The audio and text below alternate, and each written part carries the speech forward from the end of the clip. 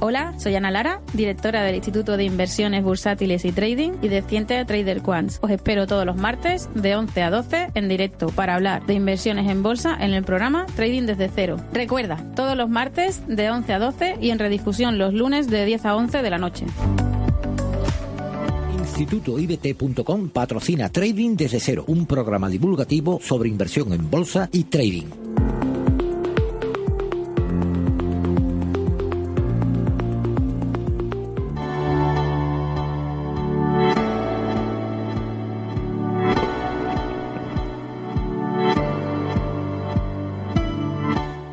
Bienvenidos a Trading desde cero. Soy Ana Lara, directora de Instituto IBT.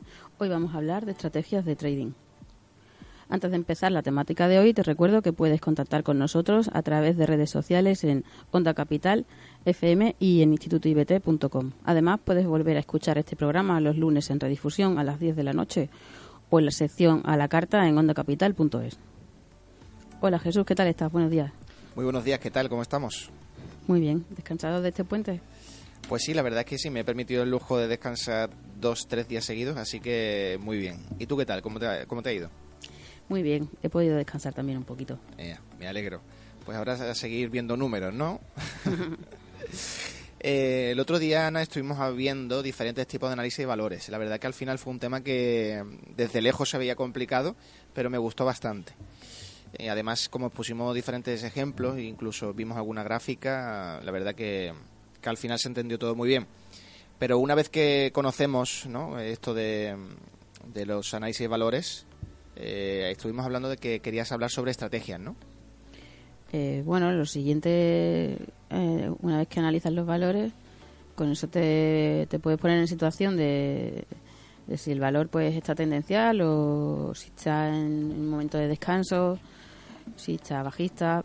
Pero para luego poder entrar en ese valor realmente necesitas definir una estrategia y unas pautas para que todas las operaciones que se tomen en el valor sean parecidas y se pueda hacer o estimar una estadística de los resultados. Entonces, antes de empezar, lo primero que hay que hacer es tener muy claro el objetivo del tipo de inversión que se quiere hacer y definir una estrategia y cómo se va a llevar a cabo. Tener un objetivo, al final la estrategia es el plan de acción, ¿no? Claro, sí, exactamente.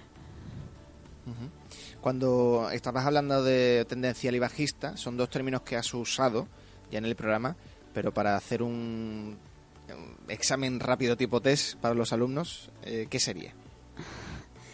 Bueno, tendencial significa que tiene una dirección clara, puede ser alcista o bajista, que digamos de una forma sostenida el precio se mueve al alza o a la baja. Puede haber una tendencia que sea alcista, pues, lo he dicho tendencial, suponiendo tendencia al alcista. Ajá. Y bajista, por decir, subiendo o bajando, y en descanso si está en un suelo o en un techo o está en una zona a mitad de una tendencia que se quede un poco parado el precio esperando a ver si continúa o no, y esa, digamos, la información que tienes en un análisis. Uh-huh. Vale. Bueno, Ana, pues vamos al grano. ¿Cómo se preparan las estrategias? Pues esa pregunta es muy interesante porque es bastante difícil de hacer. Una estrategia, primero lo que hace falta es que se defina un objetivo de qué se quiere hacer. No sirve una estrategia, pensar que voy a hacer una estrategia para que sea rentable. Eso es tan genérico que es muy difícil de llevar a cabo. Tendrías que pensar en quiero una estrategia para operar en mercados tendenciales al alza, en mercados de alta volatilidad, en valores correlacionados, en X situación o en X tipo de mercado incluso. Y una vez que tienes un objetivo muy claro de lo que vas a hacer, entonces se empiezan a desglosar en ciertas partes que tienen todos los sistemas de inversión. Un sistema es la forma de implementar la estrategia. Uh-huh. Y la estrategia pues son unas reglas que puedes ver, digamos, puedes analizar de forma estadística qué resultados te dan en el tiempo. Y te dan, pues, si tú imagínate que testeas el año 2018, te dan X parámetros y vuelves a testear el 2017 y te da algo parecido. Eso empieza a tener forma de sistema, porque es algo sistemático, uh-huh, que te da un resultado similar. Aunque todo es una probabilidad con un margen de error y puede que luego lo implementes, se repita durante un tiempo y luego haya algún alguna desviación de lo que habías estimado puede suceder. De hecho, también puedes estimar el margen de error que hay en tu cálculo. De hecho, eso es lo natural, ¿no? Que dentro de un plan de acción al final surja algún imprevisto, ¿no? Sí, exactamente. Entonces, bueno, pues siempre que se habla de riesgos, se habla tanto de las variaciones en la estimación como de la volatilidad del valor y de lo que las variaciones que puede haber. Es más o menos lo mismo que la volatilidad.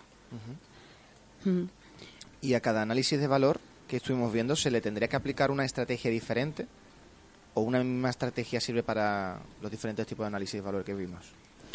Bueno, pues si por ejemplo tienes un valor tendencial y vas a desarrollar un sistema para incorporarte una tendencia, pues a lo mejor lo que quieres es detectar los retrocesos de la tendencia para incorporarte a ella. Si quieres entrar en un valor que está parado, pues entonces tendrás una estrategia que opere laterales o rangos. Un lateral o un rango es cuando el precio se queda, digamos, en horizontal y oscila un poquito en torno a esa línea horizontal. Si la oscilación es muy grande, se dice que es un mercado lateral y que te hace una oscilación entre un máximo y un mínimo. Y si es muy pequeña en relación al movimiento anterior, entonces es un rango o un retesteo que está esperando a seguir la tendencia o a girarse. Si, por ejemplo, quieres operar valores correlacionados y quieres hacer parejas, pues entonces estarás haciendo, por ejemplo, una estrategia de arbitraje o algo similar. Que veremos un poquito más adelante, ¿no? Si lo que quieres es operar valores muy volátiles, que tengan movimientos fuertes, muy rápidos, puntualmente, pues entonces tendrías una estrategia, por ejemplo, de roturas de volatilidad. Y así hasta el infinito, porque hay muchísimas especialidades y muchos tipos de valores, de mercados y de estrategias que aplicar. Lo normal es que te especialices en 2 o 3 y como mucho y bueno, luego pues está 2 o 3 tipos de valores te refieres, ¿no? O 2 o 3 tipos de estrategias para poder, digamos,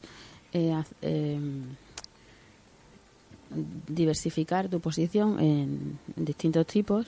Y bueno, o puedes diversificar en mercados, puedes diversificar en estrategias. Hay también distintas formas de hacerlo para, digamos, no poner todos los huevos en la misma cesta. O sea que al final esto también depende de cada personalidad, ¿no? De cada uno. Porque hay personas que a lo mejor prefieren un tipo de valor y otras personas que le va a otro, ¿no? Sí, en ese sentido, cuando dices personalidad, podríamos hablar de 2 cosas. El perfil de riesgo de la persona y... Exactamente, claro. Y su forma de analizar. Por ejemplo, es bastante común que las personas con más edad, digamos a partir de los 40, son más analíticas, más tranquilas, tienen más experiencia y, digamos, más paciencia, no quieren el resultado tan rápido y a lo mejor son más capaces de analizar el valor y de sentarse a verlo, esperar, comprobar. Entonces a lo mejor son personas que invierten más a medio plazo o más tendenciales, más despacio. Y luego, por ejemplo, las personas más jovencitas de 20 años que están empezando, que quieren ver resultados, pues les gusta mucho hacer noticias, valores volátiles que se mueven más rápido, más entradas más rápidas, más agresivas. Y eso puede que el tipo de estrategia que le gusta a una persona cambie con el tiempo. Y luego, por otra parte, también influye lo que es el perfil de riesgo de la persona. Que, pues bueno, a más edad deberías arriesgar menos, porque si tienes un fallo tienes menos tiempo de recuperarte. A menos experiencia también deberías arriesgar menos. La falta de conocimiento es un factor de riesgo alto, porque por muy rentable que sea una actividad, si no la conoces, la ignorancia es un riesgo que se asume y se debería ir más despacio. Y luego el propio perfil de riesgo de la persona, que esté más o menos dispuesta a arriesgar. Todo eso hace que puedas decantarte por empezar de una forma o de otra, con una cantidad más alta o más baja, definiendo una gestión monetaria también más agresiva o más conservadora. A la hora de explicar a los alumnos en el Instituto IBT esto de las estrategias, supongo que también entraréis a hablar del perfil de riesgo, ¿no? Porque forma parte, a fin de cuentas, de este plan de acción que se prepara.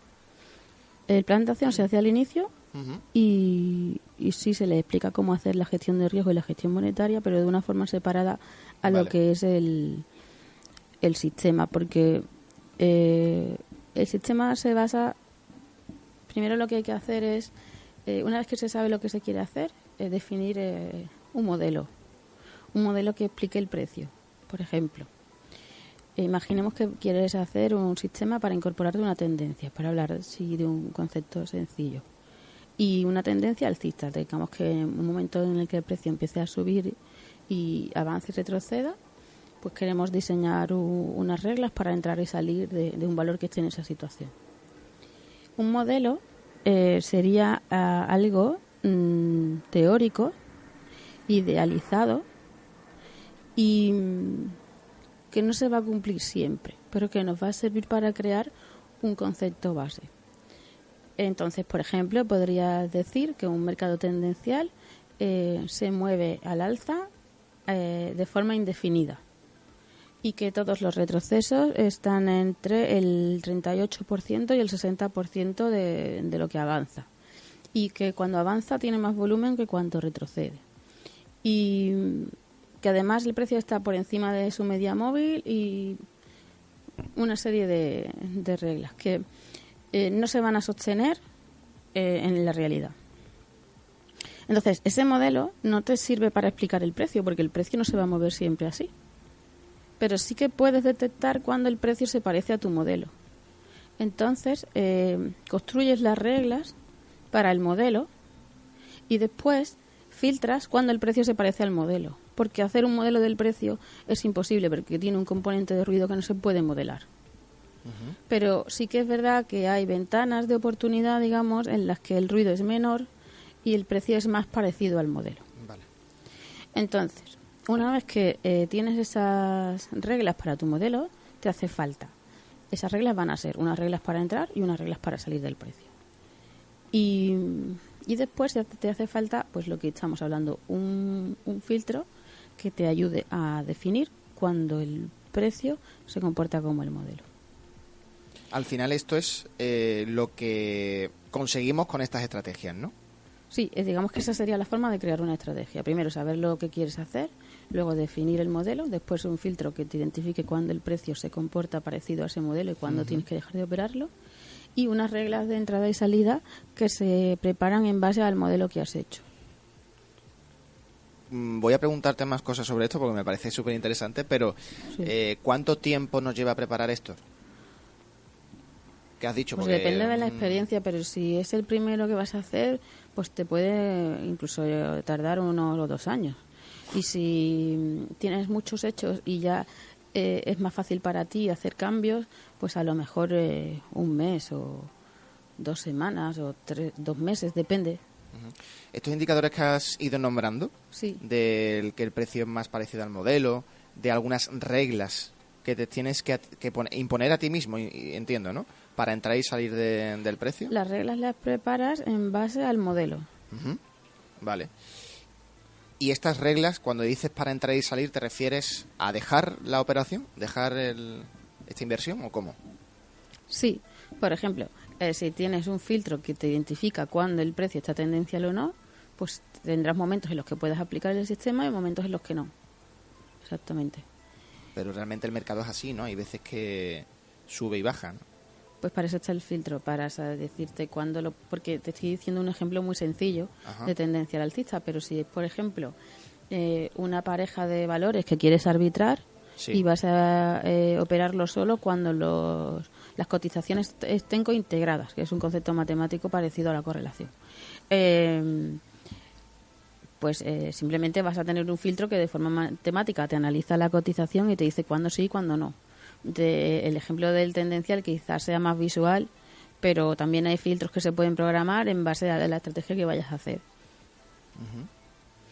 Y una vez que tienes ese modelo y esas reglas y esos filtros, lo ideal es o ponerlo a funcionar, pero testear algo a mano requiere muchísimo tiempo y el coste es muy alto. Lo ideal es programarlo, testear pues un periodo suficientemente largo, y una vez que los resultados son los que estás buscando, volver a hacer test en otros mercados y en otros tiempos de forma aleatoria para comprobar que esos resultados, al cambiar de valor y de momento de mercado, siguen siendo parecidos los resultados. Una vez que esa estadística se mantiene, sabemos, porque lo hemos comentado en otros programas, que esa estadística no es garantía de que se vaya a reproducir, aunque es muy probable, porque puede haber luego eventos que de forma exagerada sería, por ejemplo, un evento como las Torres Gemelas, que estén fuera de tu estadística. Pero en general, si el precio, pues si no hay eventos, noticias importantes, o que puede haber momentos en los que haya eventos que no estén contemplados, normalmente si tú has hecho un test de varios años y lo has vuelto a testear en otros mercados y en otros momentos y los números son parecidos, lo normal es que al ponerlo al funcionar se vuelvan a repetir cosas similares. Si una estrategia está siendo eficaz, ¿no?, a lo largo del tiempo, debe seguir siéndola, a no ser que suceda una catástrofe, ¿no?, que pueda influir en ese mercado. No, por ejemplo, un mercado puede estar alcista en 2 o 3 años o 5 y luego quedarse plano o entrar en un periodo de recesión y empezar a tener que usar otro o a ajustarlo o cambiarlo. Pero también, aparte de que cambie el momento y que tengas que dejar de usarlo, también puede ocurrir que simplemente haya un evento puntual que pues en un momento X el sistema te dé otro ratio de lo normal. Normalmente hay unos límites para eso y también hay sistemas para que el sistema deje de funcionar en esos momentos. Eso te iba a decir, supongo que la estrategia se planificará o se instalará en algún software de estos que usáis vosotros, ¿no? Entiendo, y en el momento en el que esté pasando el límite que tú ya has establecido, saltará un tipo de alarma, ¿no?, para que el usuario se dé cuenta. Bueno, lo que se puede hacer es que, como en tu estadística hay unos ratios característicos de ese sistema, tú puedes contemplar esos ratios con un margen de error y si los resultados empiezan a salirse de esos márgenes, parar. Porque automáticamente. Claro, porque a lo mejor está viendo un evento que no estaba previsto. Y dejas que el sistema siga funcionando con un simulador hasta que vuelva a estar dentro de sus parámetros y lo vuelves a poner. Y puedes tener varios y entrar y salir de uno y otro. Pero eso es poco habitual, simplemente que hay que tenerlo en cuenta porque nadie te puede garantizar que una estadística, por muy bien que esté hecha los test, se vayan a reproducir, aunque en principio es lo más probable que suceda. Por tanto, estamos hablando de estrategias que has recomendado que puedes ser especialista en 2 o 3, ¿no? Cuando decimos 2 o 3 estrategias, ¿que porque se tienen que aplicar a diferentes tipos de valor? Puedes coger una misma estrategia sí, y aplicarla en distintos horizontes temporales, aplicarla en distintos mercados o especializarte en un mercado con distintas estrategias. Por ejemplo, imagínate una estrategia alcista y una bajista y la aplicas al mismo mercado según cómo esté, o una alcista y vas cambiando de mercado según el mercado que esté al alza en el mundo, o el valor o la divisa. Siempre tienes que intentar diversificar, pero puedes hacerlo de distintas formas. Te hace una pregunta tonta, pero te la necesito hacer porque esto a veces queda muy abstracto. Esta estrategia, sí, ¿dónde se refleja? O sea, yo cojo un papel y un boli y apunto 1, esto, 2, lo otro. Bueno, luego la puedes convertir en un código, que sea un pequeño software o un pequeño Expert Advisors que se llaman, y pasarle un test a los resultados y pasarlo en, pues no sé, 2 o 3 últimos años, y si todo va como esperabas, otro mercado o otro valor en otros años anteriores, hacerle, se llaman test de estrés, que es variando un poco los parámetros, los resultados tienen que ser similares. Y eso significa que pues que no has sobreoptimizado o buscado un punto, digamos que si tú tienes los datos y empiezas a modificar las reglas hasta que tenga la máxima rentabilidad, puede que simplemente estés haciendo un ajuste de números hacia atrás porque no se va a cumplir después. Entonces es mejor optimizar menos y ver que en muchas situaciones los resultados son parecidos, porque eso es lo que hace probable que luego se repita. Te iba a preguntar que cuando empezamos a ver si la estrategia que hemos preparado está siendo efectiva, pero al final es cuando los resultados que hemos intentado premeditar, ¿no?, están siendo favorables, ¿no? ¿O no? Sí, lo único que puedes testearlo con un histórico, luego lo puedes poner en vivo también para verificarlo, pero normalmente para consumir menos tiempo se hace con un historial. Imagínate que un alumno o alguien que esté iniciándose en esto ha planteado una estrategia, pero se está dando cuenta en el camino que no está siendo tan rentable o eficaz como esperaba. Sí, eso es muy común. ¿Y qué ocurre? Pues que se tiene que arreglar. Hay distintas piezas de los sistemas que afectan a un ratio. Entonces lo que hay que ver es qué ratio le falla. Por ejemplo, imaginemos que tiene una relación riesgo-beneficio positiva, que cada vez el promedio de las pérdidas es inferior al promedio de las ganancias. Uh-huh. Pero el porcentaje de acierto pues le varía, a veces tiene el 70 y a veces tiene el 50 y no sabe qué ocurre. Pues a lo mejor, por un ejemplo, simplemente no está adaptando el stop que asume a la volatilidad del precio. Y hace falta revisar como si baja la fiabilidad, pues a veces es que los stops no están adaptados a la volatilidad. O, por ejemplo, que la fiabilidad es buena, pero el ratio es muy parecido, lo que arriesga a lo que gana. Pues a lo mejor tiene que entender mejor qué pasa en los gráficos mayores para dejar correr las... Siempre se puede buscar soluciones, no significa que se vaya a hacer en 2 días, uh-huh. Pero si medianamente funciona y a veces falla, se le puede ayudar a que lo termine, porque siempre son los mismos factores los que afectan. Como tienen los ratios, sabe qué parte del sistema está mal y por dónde hay que empezar a arreglarlo. Eso te iba a preguntar, que cómo el alumno llega a localizar lo que falla de esa estrategia, porque a lo mejor lo que tú dices, un día te da un beneficio, otro día baja, ¿no? Uh-huh. Mira, si le falla la fiabilidad, es lo que acabamos de comentar casi siempre, si le falla la relación riesgo-beneficio, probablemente esté cortando el beneficio en los gráficos mayores, esté saliendo antes de tiempo. Y eso es lo más común. Y luego también, si tiene rachas, es decir, que ganan muchas y pierden muchas seguidas, muchas veces lo que le falta es el filtro. Ha detectado un patrón y lo está haciendo bien, pero no sabe que tiene que usar un filtro y está usando el sistema siempre. Y cuando el mercado cambia, el alumno no se da cuenta porque no sabe todavía identificarlo. Pues a lo mejor depende del número el ratio que le falle, por ahí se empieza a hacer las modificaciones. Y una vez que estén todos los ratios bien, lo que quedan son hacer las pruebas de estrés para ver que en distintos mercados, distintos momentos, funciona parecido.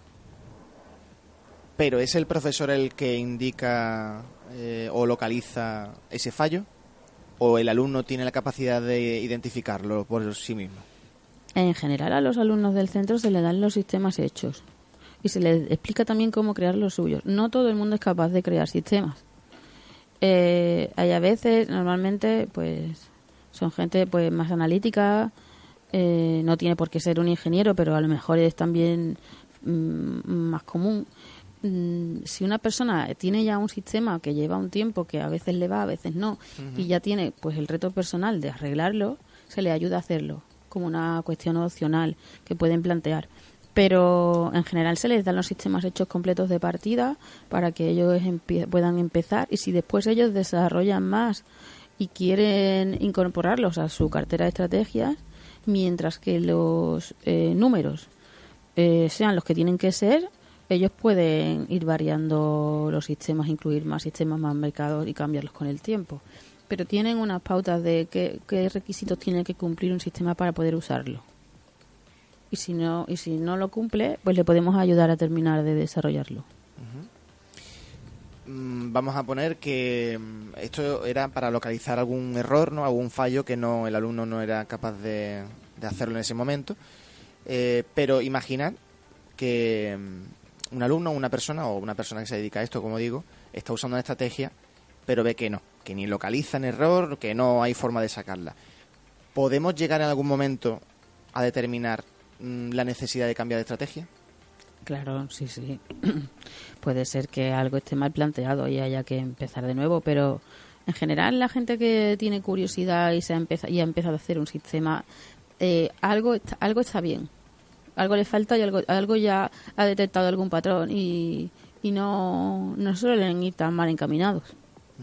Muchas veces piensan que no se les da bien y simplemente les falta una pieza porque no conocen que la tienen que aplicar.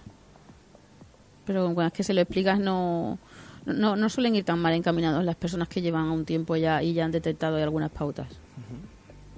El otro día, antes de irte, off the record, me decías, me nombrabas una serie de términos que me llamaron mucho la curiosidad y que me gustaría que nos dijeras si tienen algo que ver con lo hablado de hoy, que es arbitraje de fusiones, tendencias que se mantienen y mercados planos. Sí, yo estuve un tiempo dedicándome únicamente a hacer arbitraje de fusiones y bueno, que es que te haga como Es que sobre todo lo de fusiones me gusta mucho. Me lo explicaste un poco. Yo creía que era una especialización que no era muy habitual y sin embargo me dijiste que sí, ¿no? Que es habitual. Sí. ¿Qué es, para empezar? Una fusión es cuando dos compañías deciden unirse. Vamos a suponer un ejemplo poco probable de que el BBVA y Santander se fusionen para crear San BBVA, por ejemplo. Y anuncian que esa fusión va a tener lugar el 31 de abril de 2020. En ese momento, y anuncian que en el momento de la fusión, 2 acciones de BBVA son igual a una del Santander, por decir un número absurdo.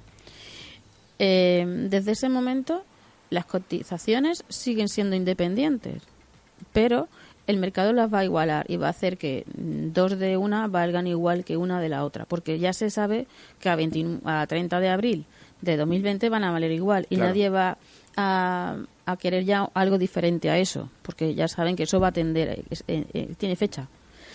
Entonces, pues imagina que una cotiza a 4 y la otra a 8. Y 2 de la de 4 es igual a una de la de 8 el 30 de abril de 2020. Pues van a cotizar así hasta 2020, pero no va a estar exactamente a 4, exactamente a 8. Puede estar a 3,98, 4,02, 8,01, 7,99. Va a haber una pequeña horquilla entre las dos. Si haces una gráfica que sea 8 menos 2 veces 4, es decir, una del Santander menos 2 del BBVA, te va a quedar una horquilla que va a cotizar entre 1 céntimo y 10 céntimos, por ejemplo, o entre 1 y 5, o entre 1 y 20 céntimos, más o menos. Suelen ser las horquillas. Entonces, esa horquilla va a ser siempre un lateral. Nunca se va a ver ahí una rotura de volatilidad en esa curva, porque es una curva que es prácticamente una línea plana, con una pequeña oscilación en torno a ese nivel. Esa pequeña oscilación tiene una alta probabilidad de mantenerse hasta el 30 de abril. De abril, claro. 99% se va a mantener, a no ser que haya un anuncio de que la fusión no se realiza, que pues sería el riesgo de la operación. Y con mucho volumen puedes negociar esa horquilla muchas veces al día y ganarte esos céntimos, que con mucho volumen puede ser un gran neto, muchas veces al día hasta que se realice la fusión. Son operaciones sin riesgo, de alto volumen y de mucha frecuencia. También hay un riesgo de la operación, es que al hacer la operativa, una pata de la horquilla se ejecute y la otra se haga una parcial y las tengas que compensar. Pero en general es una operativa que se suele hacer y para mi gusto supone una especialidad dentro del trading y funciona bastante bien. Hay webs específicas que anuncian qué empresas se van a fusionar y pues conforme se anuncian fusiones vas añadiendo parejas a tu operativa. Hombre, es sobre todo rentable y seguro, ¿no? Bueno, tiene varios riesgos, que son los que te he comentado. Sí. Pero sí, funciona muy bien. Pero bueno, tampoco es habitual que una empresa o dos empresas que anuncian una fusión luego digan que al final no, ¿no? ¿O sí? No, pero bueno... Es un riesgo, ¿no? Sí, y aparte, pues la horquilla, si depende de la estrategia que tengas, puede incrementarse más de lo previsto y que eso afecte también a tu operativa. Si en un momento puntual se incrementa un poco más. Por eso te hablaba de cointegración, porque es uno de los factores que se pueden tener en cuenta en ese tipo de estrategias. Y hay muchísimos traders que se especializan únicamente en eso. Muchísimos. Tú que eres profesora, y que también te fijas en la personalidad, ¿no?, de los alumnos. Sí. ¿Por qué crees que a mí me llama mucho la atención este mercado? Porque lo ves, por la cara que pones, diría que lo ves como sencillo y fiable. Sí, efectivamente. Bueno, ¿Me equivoco o no? requiere de ciertas herramientas y también requiere de una práctica. Yo diría que para hacerlo bien hacen falta una preparación de entre 3 a 6 meses y alguien que te lo explique bien, aparte de todas las herramientas que hacen falta para que esto luego funcione. Y un cierto poder adquisitivo, porque hace falta mucho volumen para que el neto que se obtiene aquí sea, digamos, interesante. Claro. Pues Jesús, me ha encantado el programa de hoy, me ha parecido muy entretenido, un placer como siempre hablar contigo. Igualmente, sí es verdad que se han quedado cosas en el tintero que trataremos la semana que viene si quieres. Sí, me encantaría. Hasta aquí el programa de hoy, nos vemos en el próximo martes y recuerda que puedes volver a escucharnos los lunes en redifusión a las 10 de la noche o en la sección a la carta de ondacapital.es. Un placer. Un placer, Jesús, gracias. Gracias.